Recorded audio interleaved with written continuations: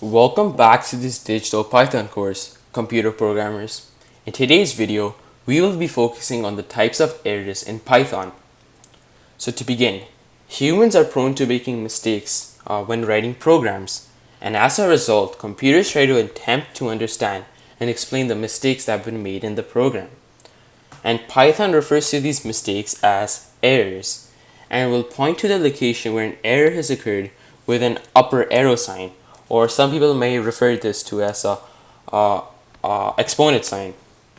And unexpected errors are called bugs, and solving these bugs is called debugging. And sometimes debugging can be a very complex process, because if you have long programs and an error keeps occurring, and then you may have to go through the whole program to find out where is the error occurring. But Python is really useful because it can specifically tell us where the error has occurred.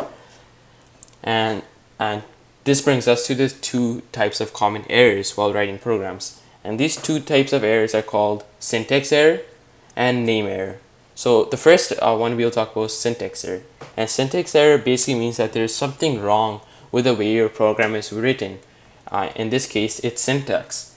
And punctuation that does not belong, a command where it is not expected, or a missing parenthesis can all trigger a syntax error.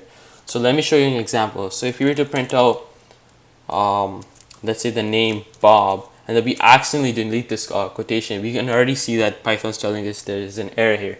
But if we were to run this, it tells us that a syntax error has occurred at this location. And then we can look back here and say, what is missing here? What have we done wrong? And then we notice, oh, in this location, we've missed a quotation. So now we can go back and put the quotation back. And now if we were to run this, it finishes with no error and prints out Bob.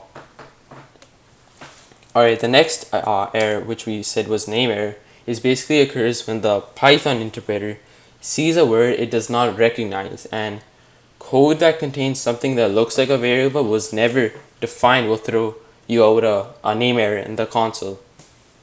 So for example, if we were to say print name, and let's say we forgot to define what name is, and now we have to run this, it tells us that a name error has occurred because the variable name has not been defined. And now we can look back in our program while debugging this, and we realize, oops, we forgot to define name. So we define name. Now let's quickly do that. We'll say it's equal to the same Bob. And now if we were to run this, process finishes without any errors and prints out Bob again. So yeah, today's video was relatively short, but thanks for watching, and be sure to like and subscribe, and check out the upcoming videos as soon as it's uploaded, because these are very educational and useful videos that can really help improve your Python skills, and you can learn many new and interesting things. And yeah, see ya.